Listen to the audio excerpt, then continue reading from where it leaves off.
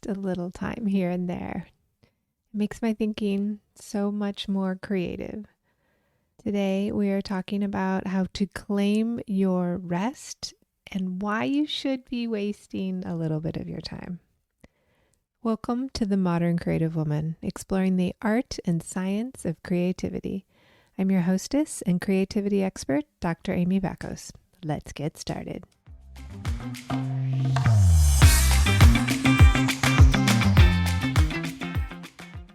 Is the day taking its toll? Are you feeling a bit weary? Perhaps it's time for a well-deserved pause to recharge and rejuvenate. Over 77% of people have experienced burnout in their job. And in 2019, burnout was officially recognized as a work-related phenomenon, according to the World Health Organization. This month at The Modern Creative Woman, we are all about creative rest. I used to work really hard. I worked nonprofit jobs in my early years as a therapist. I also always had a second job so I could pay my bills. And after 5 years as a clinician and then the clinical director at a rape crisis center, I took a whole year off from doing therapy just to rest and recover. I was way burned out. The nonprofit industrial complex is a dysfunctional story for another day. I just kept working hard. I finished my doctorate a semester early. I gave birth, and then when my son was 6 months old, we moved across the country for me to start my internship and residency.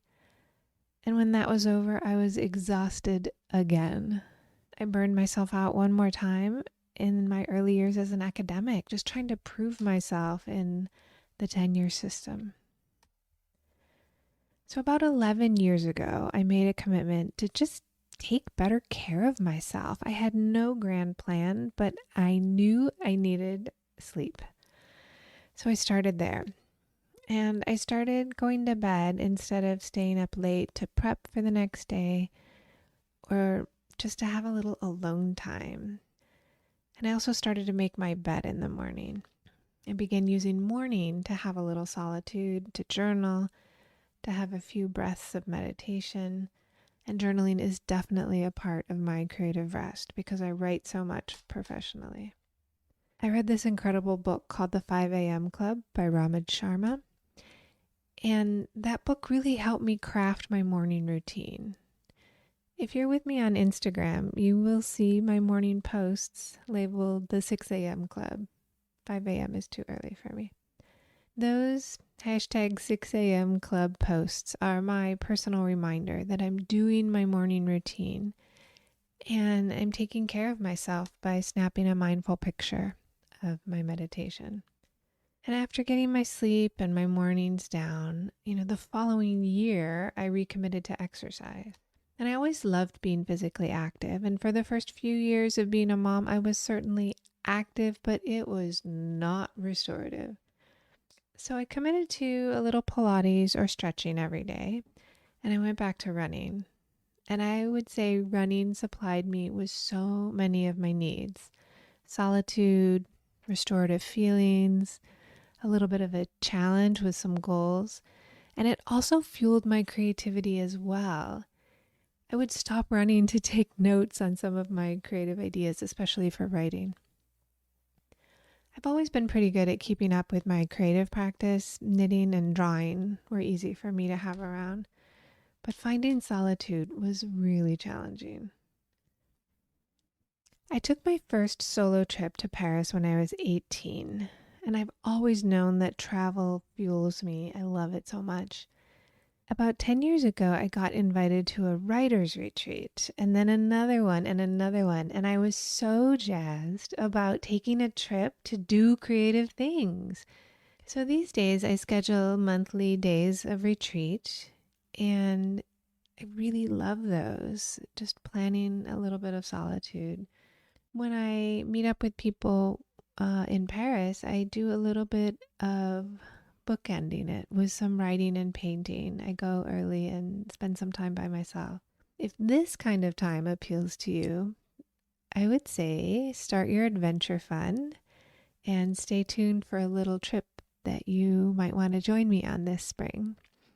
That's all I can say for right now, but stay tuned. I wish I could tell you that my 10-year plan was more thought out, and it wasn't at all. I was just changing and experimenting to see what worked for me.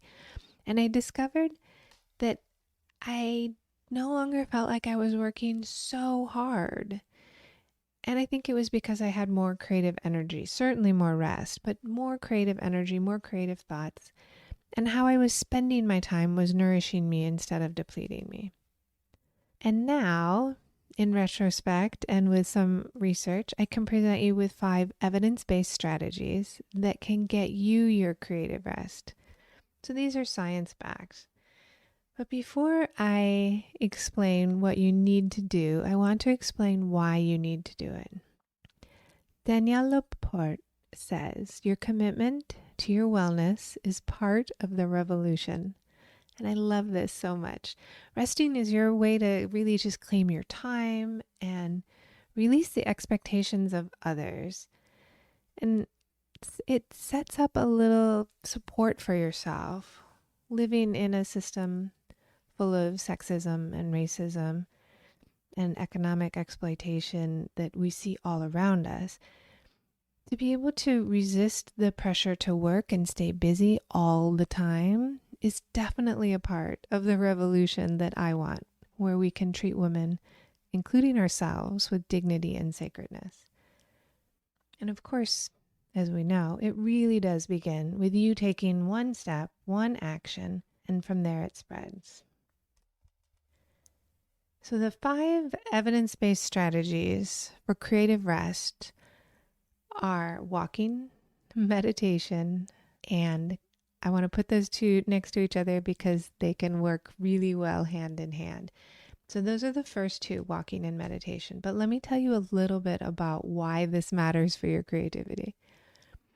This incredible study that first came out in 2014, and it's about walking, boosting your creative ideas, and the benefits last while you're walking and for a little bit afterwards. Now, 87% of the participants in this study had increases in their divergent thinking. And that's when you're able to put more things together, you're able to connect things. 81% experienced a boost in this kind of creativity. That is a phenomenal percentage result. So they discovered that it works indoors and out, but we have better benefits. They kind of last longer and we do better creativity-wise if we are walking outside. And the researchers said walking opens up the free flow of ideas, and it is a simple and robust solution to the goals of increasing creativity and increasing physical activity. And that's from the Journal of Experimental Psychology. And all you need to do to build this into your day, of course, is getting your steps and feeling good about your fitness. But all you need to do is get up and walk for a minute. I have a friend and she has her timer on her watch set for every hour she gets up and does 2 minutes of pacing around or walking around. And this kind of walking is not getting up to get a refill on your coffee. This is just walking to walk. So you can pace back and forth in your office, up and down the hallway. Better yet, go outside. You'll get more benefits that way. This is probably the simplest way for you to add a little creative rest into your day. So the second part is meditation, and I think you can combine these really well. There's been decades and decades of research that tension, stress, and even just like thinking in general can inhibit our creativity. Some of our best work is really done with a sense of less effort or like almost nonchalance. When we feel in the flow, we do really good work. And meditation really is the easiest thing to do. So many women say, oh, I don't know how to do it. I'm certain I'm doing it wrong. There's no wrong way to do meditation. There's guided imagery, which might help you get started, where you listen to someone kind of directing your thoughts, inviting you to visualize a relaxing place. There's also mindfulness meditation, and that is unstructured. It's simply observing your thoughts, remaining a little bit detached, allowing them to move freely, and just setting your timer for 2 minutes to 20 minutes a day can slow you down and allow you the creative space you need in your brain. I found this quote from McGinnis: qualities such as focus, calmness, clarity, and insight are as important to your creative process as glamour and stimulation. The way that walking and meditation go hand in hand, you can engage in your walking very mindfully, where you're noticing with all your senses. Oh, this is what I smell when I walk. This is what I hear. How do my feet feel? How does the wind feel on my skin? It's pulling your mind away from thoughts and into your body to focus on the total experience. So you can really, feed two birds with one hand if you're doing a walking meditation. Okay, the third way that you can incorporate creative rest, the evidence-based strategy of having a side project. Now, you probably never thought that having your passion project or your side project would be so good for you, but it is. Now, a side project are activities that don't have anything to do with making a living. It's not a side hustle. There's no deadlines. There's no time pressure. And what happens is you do not revert to your usual success strategy or your creative formula. You just try new things and experiment. It's also called a labor of love. Huey Denham calls it a labor of love, where you provide the labor and you provide the love. And it's a task that you want to spend time on because you really want to. For me, it's knitting, drawing, reading, but anything you spend time on, gardening, collecting, playing an instrument, dancing, you can take a class. This is a great way to explore something that's kind of in your zone of incompetence, right? Like, you don't have to be good at guitar to really enjoy and benefit from taking that up as a hobby. Now, the fourth way that you can really get creative rest is through sleep. Essentially, get as much as possible. But here's why. Sleep deprivation leads to mental blocks. It slows our ability to solve problems. And here's a not very psychological term for it. It causes our own general stupidity. We make decisions, we say things, we react in ways that we look back later and we say, well, that was stupid. Studies have found that hindered functioning levels from lack of sleep are severe. We really do a lot of damage to ourselves. And our brains simply can't perform our best work without the proper amount of sleep. What you might not know about sleep and creativity is that sleep leads directly to creativity via dreaming. Now, dreams allow us to synthesize ideas, make connections between disparate ideas. Dreaming is your brain putting things together, connecting ideas. Essentially, it's practicing creativity. And we all dream, even if you don't recall your dreams. You can certainly get interested in your sleep, with a watch. You can monitor your stages of sleep. You can get a sleep evaluation if you're worried about how you're sleeping. You can also participate in a sleep study through a hospital. I've worked on several sleep studies at the Veterans Hospital. I think everybody knows how to have good sleep hygiene. Go to bed at the same time, wake up at the same time, no TV in your room, cool temperatures. All these things really do work. They're going to give you a huge benefit to your necessary sleep. I think you can add creativity to this as well and create something that's really sensual and enjoyable for you at night. And you want to pair the discipline of going to sleep with something really enjoyable. I have a couple thoughts on this. One, you need gorgeous pajamas. No old clothes to bed. You need gorgeous pajamas.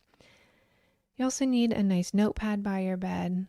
You can use that to write down worries or to-do list or creative ideas at night as they come to you, and then your dreams in the morning. I think scents play a huge impact in relaxation. You can do a room spray or an atomizer. You can do candles, the right lighting, just allowing yourself to be gently woken up with the right kind of alarm sound, some mantras before bed. There's a lot of ways that you can personally tailor your bedtime routine.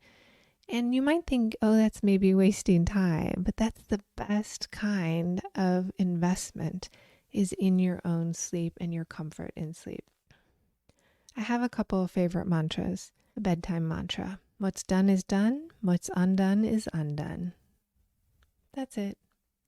What's done is done. What's undone is undone. It promotes, I think, some acceptance about whatever happened in the day. Gratitude, of course, 3 things you're grateful for. And in the morning, you can create a similar restful routine for yourself. You can do some smiling, record your dreams. I always say thank you. Thank when my right foot hits the floor, you when my left foot hits the floor. Thank you is a great way to start your day. That book, The 5 a.m. Club, that I mentioned is where I first read about kind of the golden hour, your magic hour in the morning. And starting out that first hour, Robin Sharma says 20 minutes meditate, 20 minutes learn something, and 20 minutes exercise. And I found this is a formula recommended really across the board, that you relax, slow your mind through meditation, allow your cortisol to kind of slow down and move through. 20 minutes of learning could be reading, looking at a video, and then of course 20 minutes exercise. So the last way that has been demonstrated to help your creative rest is through sabbatical. And the word sabbatical originates from the Bible concept of the Sabbath, and that day of rest and renewal is in many different religions. But in our modern usage, it's really just an extended period of rest or renewal after we do some work. Now, a creative sabbatical is really deliberate and intentional, and it's a pause from your usual routine to allow you to have really deep self-expression. And it's for personal growth. It could be pursuit of your artistic endeavors.